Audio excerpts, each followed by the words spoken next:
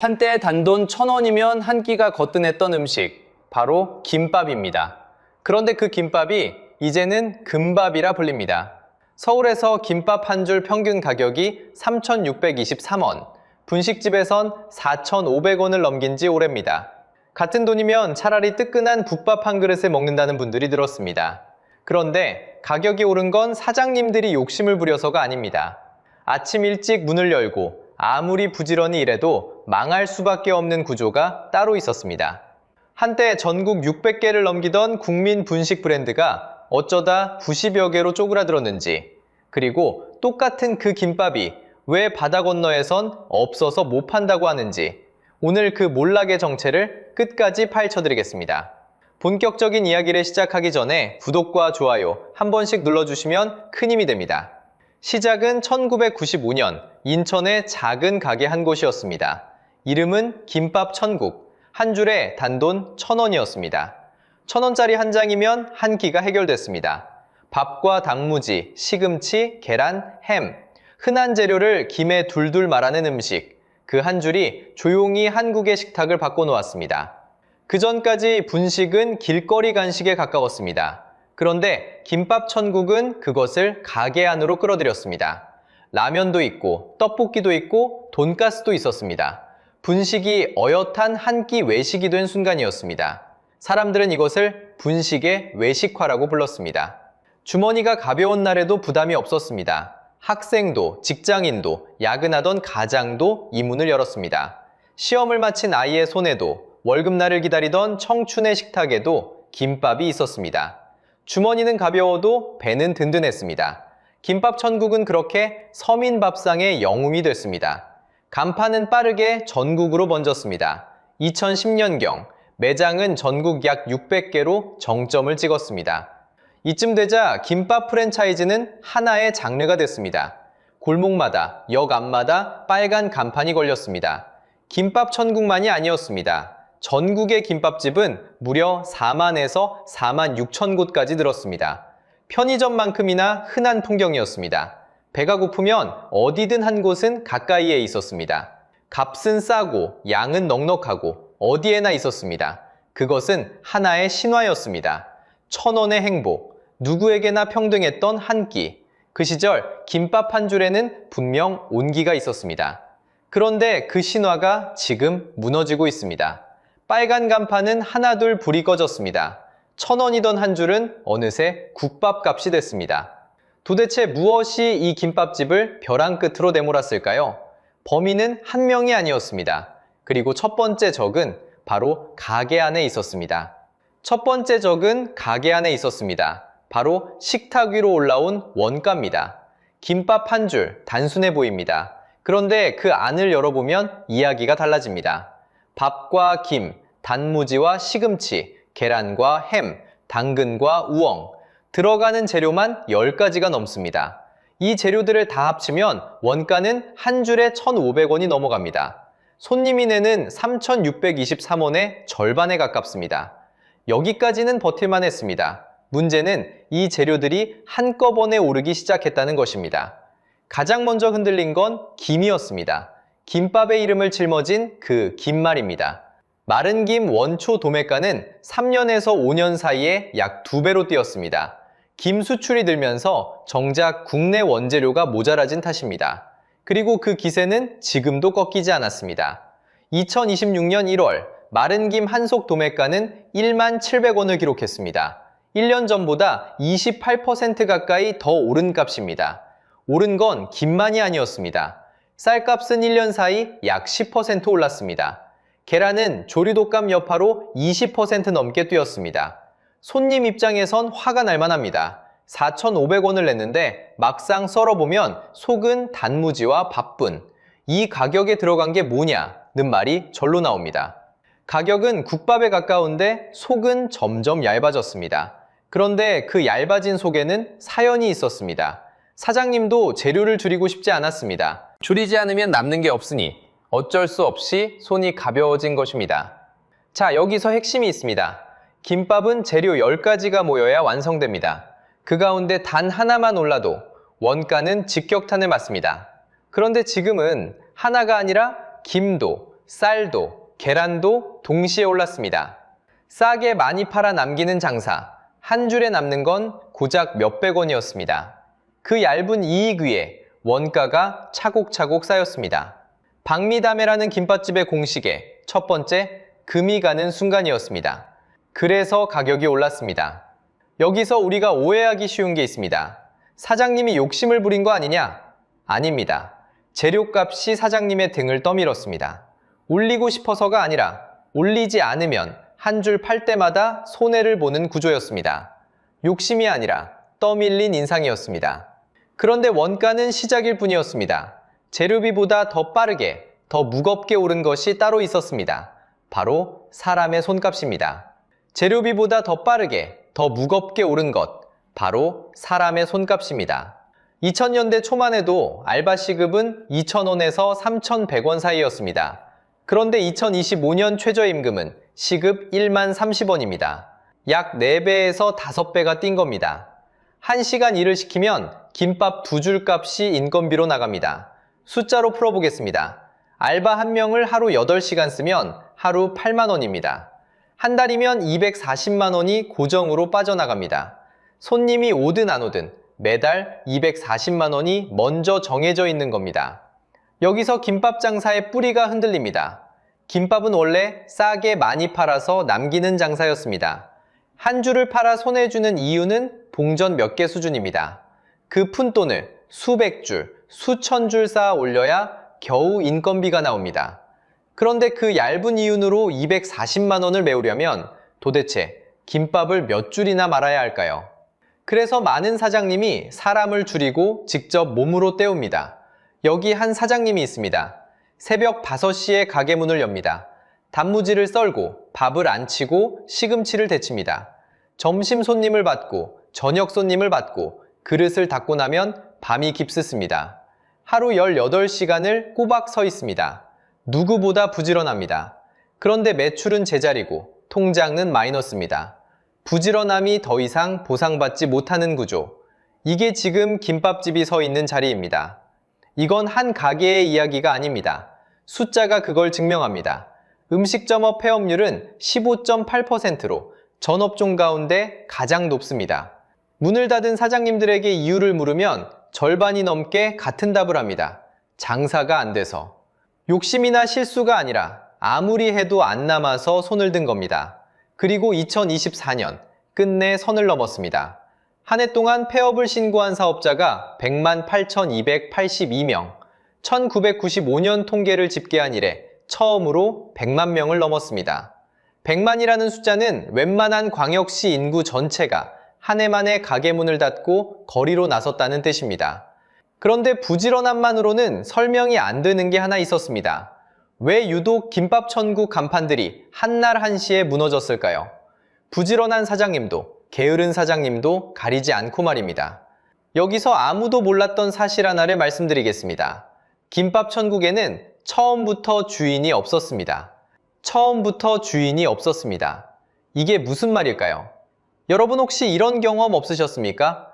분명 같은 김밥천국인데 이 동네 간판은 빨간색이고 옆 동네 간판은 파란색입니다. 글씨체도 다르고 메뉴판도 다르고 맛까지 다릅니다.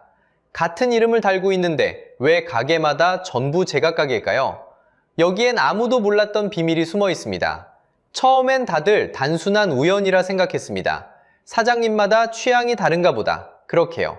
하지만 진짜 이유는 따로 있었습니다. 문제는 이름 그 자체였습니다. 김밥은 누구나 아는 보통 명사입니다. 천국도 마찬가지입니다. 둘을 그냥 붙인 김밥천국은 법이 보기엔 그저 맛있는 김밥집이라는 흔한 설명일 뿐이었습니다. 특별히 그 가게만 떠오르게 하는 힘, 이른바 식별력이 없다는 겁니다. 그래서 어떻게 됐을까요?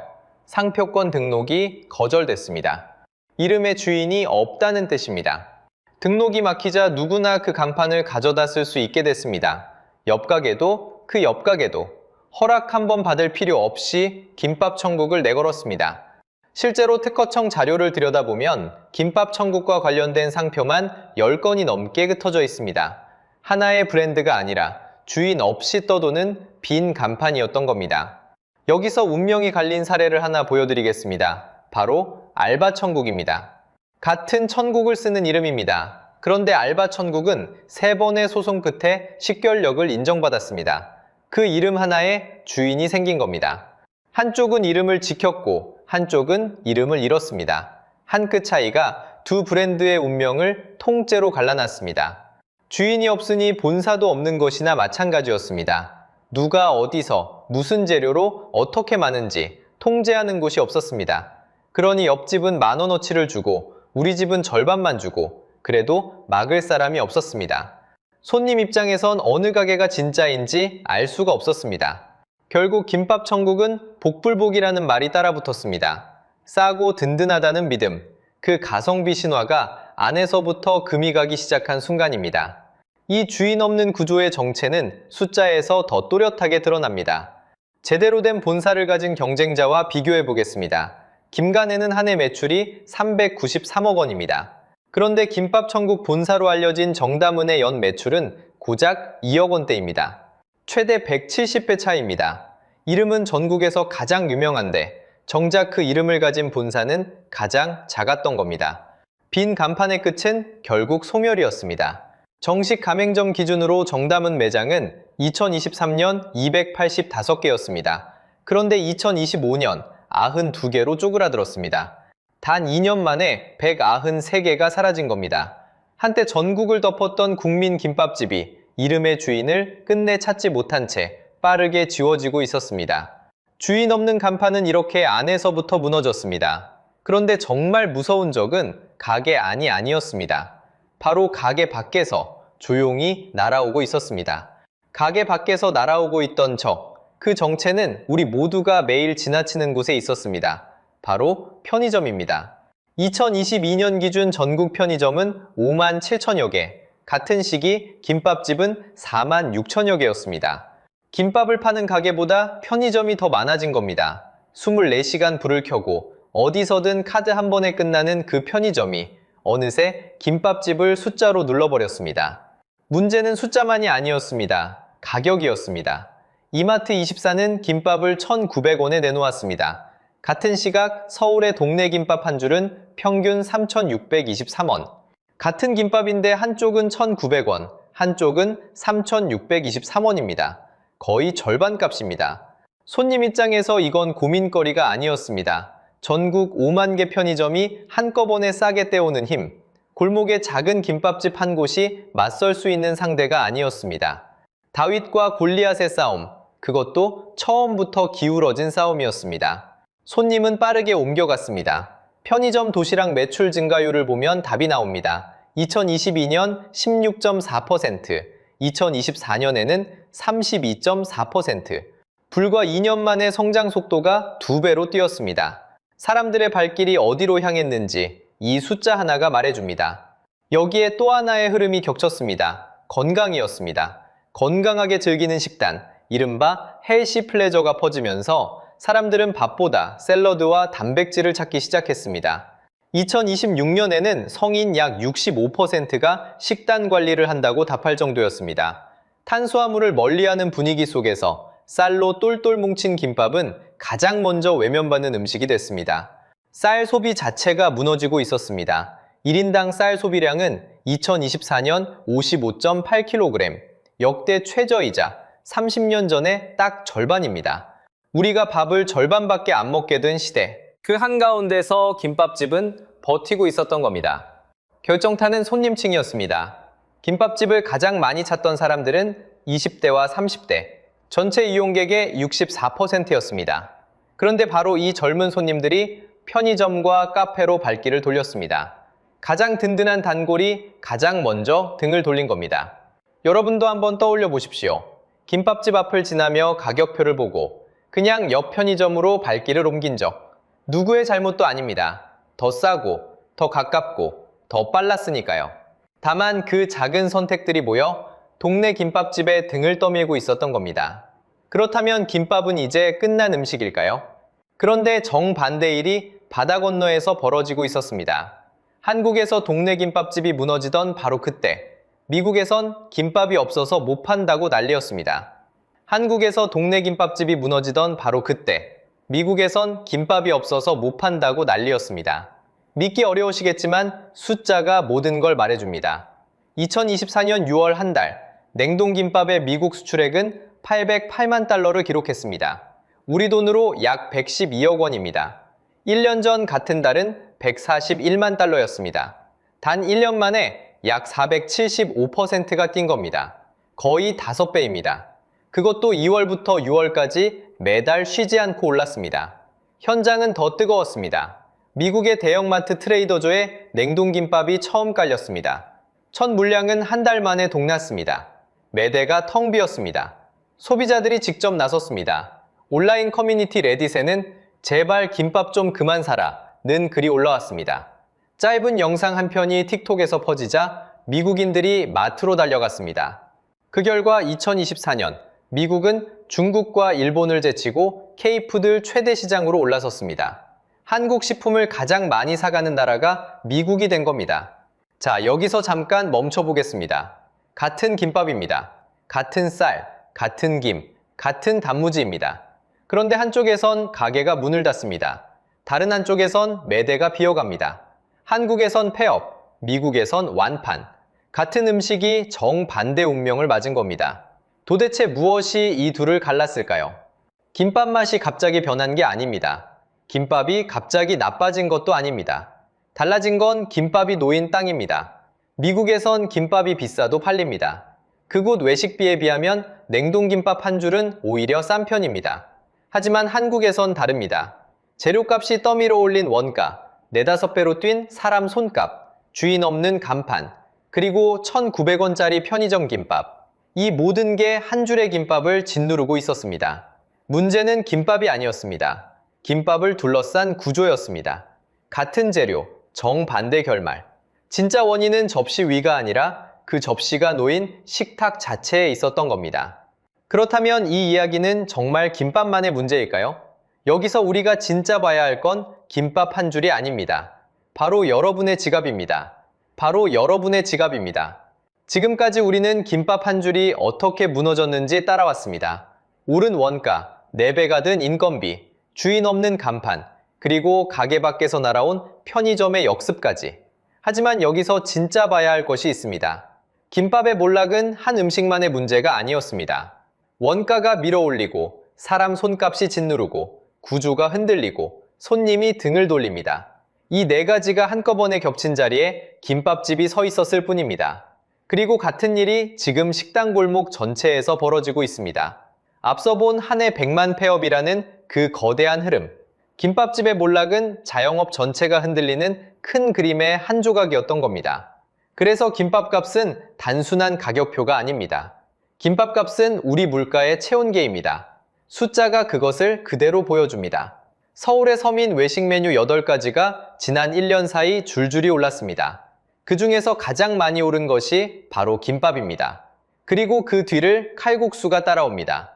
한 그릇에 9,846원, 이제 곧 10,000원입니다. 김밥 다음은 칼국수, 그 다음은 냉면과 자장면 차례입니다. 이게 남의 가게 이야기가 아닙니다. 김밥 값이 오르면 그 줄을 따라 칼국수가 오르고 냉면이 오르고 결국 여러분이 점심마다 마주하는 모든 메뉴가 오릅니다.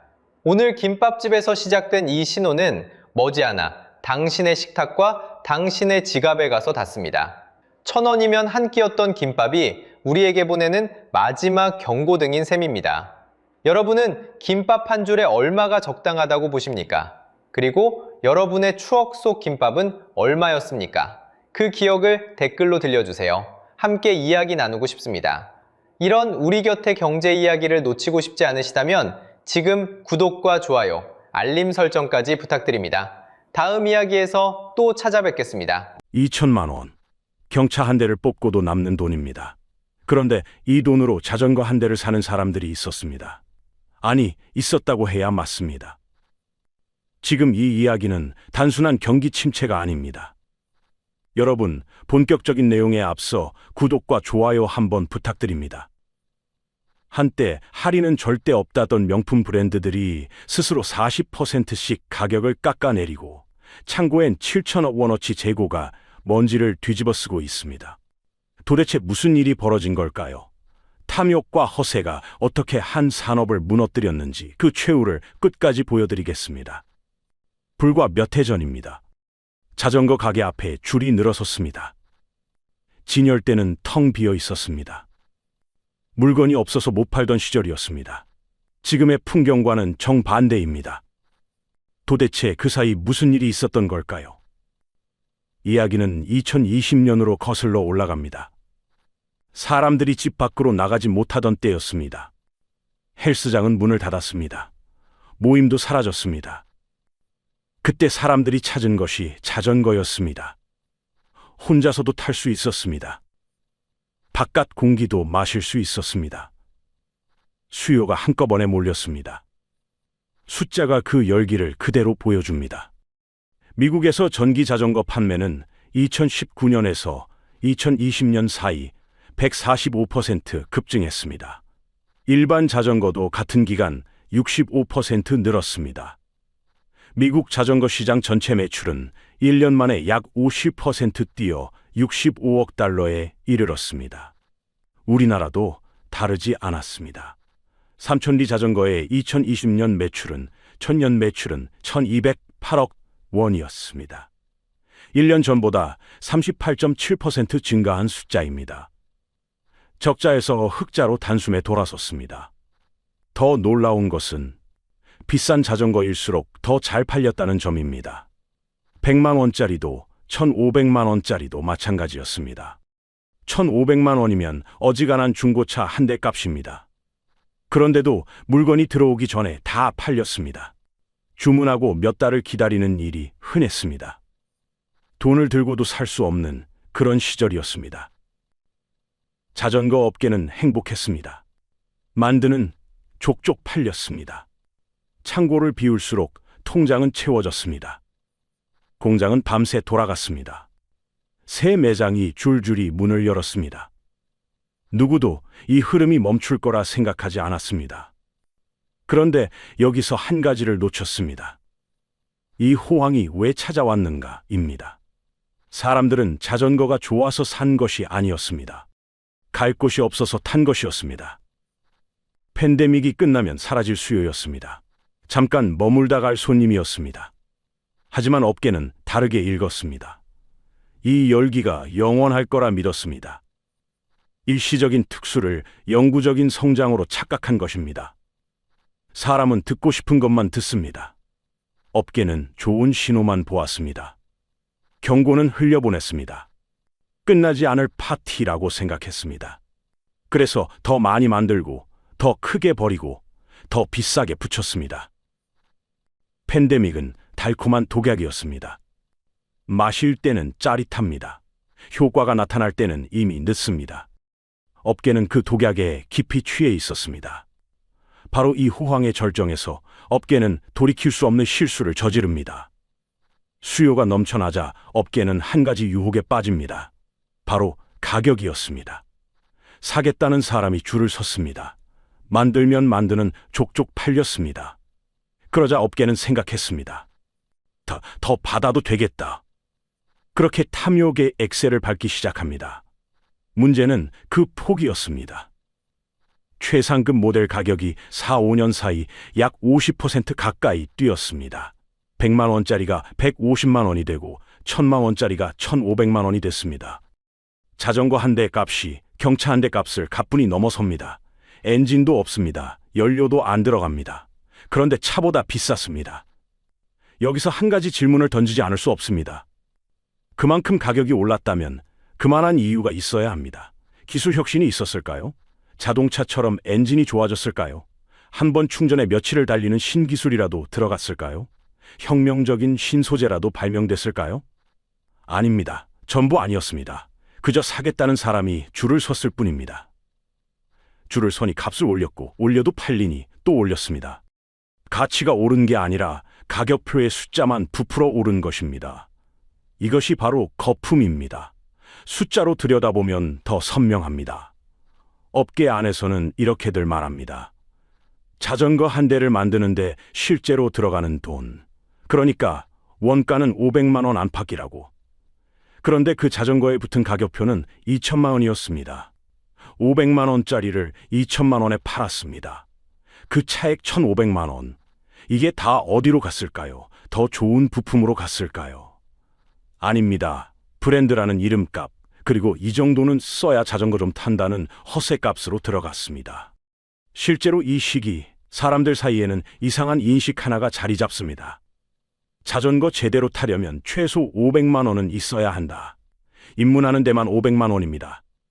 취미 하나 시작하는 비용이 웬만한 중고차 한 대 값입니다. 고가 브랜드의 가격표는 더 가팔라졌습니다. 한 이탈리아 명품 브랜드의 인기 모델은 90만 원, 윗급은 1,400만 원을 넘겼습니다.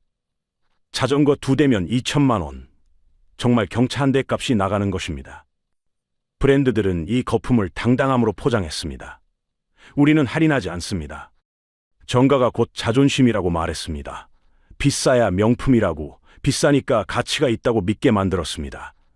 그리고 사람들은 정말 그렇게 믿었습니다. 비쌀수록 더 잘 팔렸습니다. 탐욕의 엑셀은 끝까지 바닥까지 밟혔습니다. 하지만 거품은 거품입니다. 부풀어 오른 풍선은 언젠가 터집니다. 모두가 영원할 거라 믿었던 이 파티에도 끝은 다가오고 있었습니다. 하지만 파티는 영원하지 않았습니다. 2022년 봄, 팬데믹이 끝났습니다. 사람들은 다시 사무실로 돌아갔습니다. 헬스장이 문을 열었고 약속이 잡혔고 주말이 다시 바빠졌습니다. 그 비싼 자전거를 탈 시간이 어느 날 갑자기 사라졌습니다. 수요가 증발했습니다. 그런데 업계는 정반대로 움직이고 있었습니다. 끝나지 않을 파티라 믿고 창고를 가득 채워둔 겁니다. 주문은 멈췄는데 물건은 계속 쌓였습니다. 여기 숫자가 모든 걸 말해줍니다. 스콕이라는 명품 브랜드를 들여오는 영원무역. 이 회사 창고에 쌓인 자전거 재고가 7,400억 원을 넘어섰습니다. 7,400억 원. 안 팔린 자전거가 산처럼 쌓인 겁니다. 이게 얼마나 비정상인지 과거와 대보면 선명해집니다. 팬데믹 이전, 이 회사의 평균 재고는 1,500억에서 2,500억 원 수준이었습니다. 그런데 7,400억 원. 적게는 3배, 많게는 4배로 부풀어 오른 겁니다. 더 무서운 건 그 안의 비율입니다. 2021년 전체 자산에서 재고가 차지하는 비중은 약 28%였습니다. 2022년 42.5%로 뛰었습니다. 그리고 2023년 59.5%. 회사 곳간의 절반 이상이 안 팔린 자전거로 채워진 겁니다. 쉽게 풀면 이렇습니다. 회사가 가진 돈의 60%가 현금이 아니라 창고 속 자전거였다는 뜻입니다. 팔리지 않으면 한 푼도 안 되는 그냥 쇳덩어리 말입니다. 문제는 여기서 끝이 아닙니다. 고가 자전거에는 치명적인 약점이 하나 있습니다. 묵힐수록 값이 떨어진다는 겁니다. 창고에 오래 둘수록 체인이 상하고 구동계가 굳습니다. 그 사이 새 모델이 나오면 작년 자전거는 구형이 됩니다. 와인처럼 있는 게 아니라 생선처럼 상하는 겁니다. 전문가들은 이런 걸 악성 재고라고 부릅니다. 시간이 지날수록 가치가 떨어지는 창고에 쌓인 시한폭탄 말입니다. 영원무역이 떠안은 7,400억 원은 가만히 둬도 매일 조금씩 녹아내리는 폭탄이었습니다. 이 폭탄은 한 회사만의 일이 아니었습니다. 국민 자전거라 불리던 삼천리. 팬데믹 호황 때 흑자를 누리던 이 회사가 2023년 매출 1,068억 원에 영업 손실 67억 원을 기록합니다. 2019년 이후 첫 적자였습니다. 그 잘 나가던 회사가 결국 돈을 까먹기 시작한 겁니다. 전 세계도 마찬가지였습니다. 2023년 자전거 판매량은 1억 3,950만 대. 호황의 정점이던 2020년보다 490만 대가 줄었습니다. 탐욕의 청구서가 드디어 날아오기 시작한 겁니다. 창고는 터질 듯했고 적자는 쌓였고 폭탄의 시계는 멈추지 않았습니다. 이제 회사들 앞에는 선택지가 하나밖에 남지 않았습니다. 재고가 쌓이자 그 도도하던 명품 브랜드들이 결국 입을 열기 시작합니다. 그동안 단 한 번도 입에 담지 않던 그 단어, 바로 할인이었습니다. 우리는 할인하지 않습니다. 고가 자전거 브랜드들이 늘 내세우던 자부심이었습니다. 가격을 깎는 순간 브랜드의 격이 떨어진다고 믿었습니다. 그런데 그 믿음이 무너졌습니다. 스콧을 들여오던 영원무역은 전 제품을 20%에서 40%까지 깎아 팔기 시작했습니다. 전 제품입니다. 일부 2월 상품이 아니었습니다. 숫자를 하나씩 보겠습니다. 한때 자전거계의 명품으로 불리던 콜라고가 있습니다.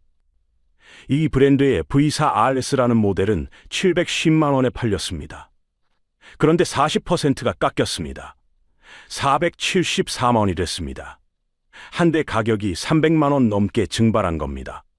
더 윗급인 C68은 1,400만 원짜리였습니다. 여기에 35% 할인이 붙었습니다. 910만 원으로 내려앉았습니다. 무려 490만 원이 빠진 가격입니다. 자, 여기서 한 가지 상상을 해보겠습니다. 롤렉스가 어느 날 갑자기 모든 시계를 40% 깎아 팔겠다고 선언합니다. 에르메스가 매장 문을 열고 가방을 반값 가까이 내놓습니다. 상상이 되십니까? 그건 단순한 세일이 아닙니다.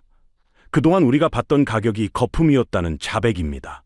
하기는 없다던 그 브랜드가 스스로 자기 가치를 깎아내리고 있었습니다. 강자가 제 입으로 무너지는 장면입니다. 그런데 더 흥미로운 건 그 다음입니다. 40% 할인이라는 숫자만 보면 엄청난 기회처럼 들립니다. 하지만 계산기를 두드려 보면 이야기가 달라집니다. 1,400만 원짜리를 35% 깎으면 910만 원입니다. 790만 원짜리를 40% 깎아도 474만 원입니다. 거기에 다른 모델들까지 더하면 여전히 1,200만 원을 호가하는 제품이 즐비합니다. 그러니까 40%를 깎아도 여전히 차 한 대 값에 가까운 자전거였습니다. 할인이 거품의 끝을 보여준 게 아니었습니다. 그 거품이 얼마나 두꺼웠는지를 보여줬을 뿐입니다. 이쯤 되자 소비자들 사이에서 새로운 말이 돌기 시작합니다. 정가충이라는 신조어입니다. 정가를 주고 산 사람을 비웃는 표현입니다. 제값 치른 사람이 바보가 되는 시장. 이게 명품 브랜드에 무엇을 의미하는지 생각해 보십시오. 한번 할인을 시작하니 사람들은 다음 할인을 기다립니다. 조금만 버티면 또 깎이겠지. 정가에 사는 순간 손해라는 심리가 퍼졌습니다. 그 결과 브랜드가 그토록 지키려던 가치, 신뢰가 무너졌습니다. 할인이 재고를 줄여주는 대신 브랜드의 마지막 자존심을 갉아먹은 겁니다. 탐욕으로 끝까지 밟았던 가격의 엑셀이 이제는 스스로 발목을 잡고 있었습니다. 올릴 때는 마음껏 올렸지만 내릴 때는 가치까지 함께 끌고 내려갔습니다. 이것이 오만했던 가격이 받아든 청구서였습니다. 그런데 가격만이 문제였을까요? 소비자가 등을 돌린 진짜 이유는 따로 있었습니다. 40%를 깎아도 안 팔렸습니다. 그렇다면 가격만 내리면 사람들이 돌아왔을까요? 그렇지 않았습니다. 그 진짜 이유는 가격표 바깥에 있었습니다. 바로 사람이었습니다. 언젠가부터 자전거 동호회 안에는 이상한 규칙이 자리 잡았습니다. 장비가 사람을 평가하는 문화입니다. 누군가 새 라이더를 만나면 가장 먼저 묻는 말이 있었습니다. 너 그거 얼마 주고 샀어? 실력을 묻지 않았습니다. 얼마짜리를 타느냐만 물었습니다. 원래 동호회에서 던지던 질문은 실력 어느 정도야 였습니다. 그런데 그 자리를 너 그거 얼마 주고 샀어가 밀어냈습니다. 사람을 보는 기준이 바뀐 겁니다. 다리 힘이 아니라 카본 프레임 가격으로 서열이 매겨졌습니다. 변속기 등급으로 등급이 나뉘었습니다. 장비가 곧 계급이 된 셈입니다. 여기에 민폐 논란까지 겹쳤습니다. 신호를 무시하고 차도를 위협하듯 달리는 일부 라이더들. 사람들은 이들을 자라니라고 불렀습니다. 자전거와 고라니를 합친 말입니다. 갑자기 도로로 뛰어드는 고라니처럼 위험하다는 조롱이었습니다. 이 한 단어가 사회 전체로 퍼졌습니다. 자전거를 바라보는 시선에 비웃음이 섞이기 시작한 순간입니다. 문제는 이 배타적인 분위기가 결국 자기 발등을 찍었다는 점입니다. 자전거 한번 타보려면 최소 500만 원은 있어야 한다. 이런 인식이 굳어졌습니다. 취미를 시작하기도 전에 가격표 앞에서 마음을 접게 만든 겁니다. 들어오려던 사람을 문 앞에서 돌려 세운 셈입니다. 생각해보면 무서운 구조입니다. 동호회는 스스로 손님의 99.9%를 걸러냈습니다. 가장 비싼 장비를 가진 1%만 남겼습니다. 그리고 그 1%끼리의 리그를 만들었습니다. 배타성이 곧 정체성이 된 무리였습니다. 자랑할 사람은 늘었지만 새로 들어올 사람은 사라졌습니다. 시장은 결국 사람 숫자로 굴러갑니다. 99%를 내보내고 1%만 붙잡은 시장이 어떻게 버틸 수 있겠습니까? 진입 장벽을 높이 쌓을수록 그 벽 안의 세계는 점점 작아졌습니다. 누가 떠민 것도 아니었습니다. 스스로 좁힌 자멸이었습니다. 여기에 마지막 압박이 더해졌습니다. 바깥에서 들어온 저가 공세입니다. 중국 직구가 빈틈을 파고들었습니다. 알리익스프레스에서는 부품을 국내 가격의 절반도 안 되는 값에 팔았습니다. 완성차까지 헐값에 쏟아졌습니다. 안에서는 500만 원짜리 벽을 쌓고 밖에서는 절반값 부품이 밀려들었습니다. 가격으로 사람을 줄 세우던 시장이 정작 가격에서부터 흔들리기 시작한 겁니다. 그렇게 1%만 남은 리그가 안에서 천천히 무너지는 동안 거리에는 전혀 다른 주인공이 조용히 등장하고 있었습니다. 바로 따릉이입니다. 서울시 공공자전거 따릉이의 누적 이용 건수는 2억 5천만 건을 넘어섰습니다. 2024년 한 해에만 4,385만 번 사용됐습니다. 운영 첫 해와 비교하면 약 400배 늘어난 숫자입니다. 비결은 단순합니다. 요금이 시간당 1,000원입니다. 커피 한 잔 값보다 쌉니다. 2천만 원짜리 명품 자전거가 창고에서 먼지를 뒤집어 쓰는 동안 1,000원짜리 자전거는 매일 거리를 달렸습니다. 여기서 우리는 한 가지를 깨닫게 됩니다. 사람들이 원했던 건 과시할 장비가 아니었습니다. 그냥 편하게 타고 다닐 발이었습니다. 자전거만 그런 게 아닙니다. 사람들은 더 정직한 운동으로 옮겨갔습니다. 국내 러닝 인구는 약 500만 명에서 1,000만 명으로 2배 늘었습니다. 러닝화 시장은 1조 원 규모로 커졌습니다. 운동화 한 켤레만 있으면 됩니다. 누가 비싼 장비를 입었는지 따질 필요도 없습니다. 그저 달리면 됩니다. 허세가 빠진 자리를 실용이 채운 것입니다. 그렇다면 무너졌던 자전거 회사들은 어떻게 됐을까요? 망한 채로 끝났을까요? 아닙니다. 변화를 읽은 곳은 살아남았습니다. 삼천리 자전거를 보겠습니다. 2023년 첫 적자를 냈던 회사가 2024년 매출 약 1,602억 원을 기록했습니다. 전년보다 51% 넘게 뛰었습니다. 영업이익 30억 원으로 흑자로 돌아섰습니다. 그림 같은 V자 반등입니다. 비결은 명품 행세가 아니었습니다. 전기 자전거 브랜드 팬텀으로 빠르게 갈아탄 것입니다. 비싼 거품이 아니라 사람들이 실제로 타는 물건으로 방향을 튼 겁니다. 이 흐름은 우연이 아닙니다. 한국 전기 자전거 시장은 2025년 약 1억 달러 규모에서 2029년 약 1억 5천만 달러로 커질 전망입니다. 매년 10% 넘게 자라는 시장입니다. 결국 살아남은 건 가격이 아니라 쓸모였습니다. 정리해 보겠습니다. 1,000원짜리 따릉이가 2천만 원짜리 허세를 이겼습니다. 시장이 내린 결론은 명확합니다. 소비자가 버린 건 자전거가 아니었습니다. 장비로 사람을 줄 세우는 그 배타적인 허세 문화였습니다. 그리고 여기서 잠깐 멈춰서 생각해 볼 게 있습니다. 이게 정말 자전거만의 이야기일까요? 매년 새 모델로 바꾸는 스마트폰을 떠올려 보십시오. 실력보다 장비를 먼저 따지는 골프를 떠올려 보십시오. 우리도 어쩌면 쓸모가 아니라 남에게 보이는 값을 사고 있는 건 아닐까요? 2천만 원짜리 자전거를 비웃기는 쉽습니다. 하지만 그 거품은 지금 내 지갑 안에서도 똑같이 부풀고 있을지 모릅니다. 오늘 이야기를 짧게 정리하겠습니다.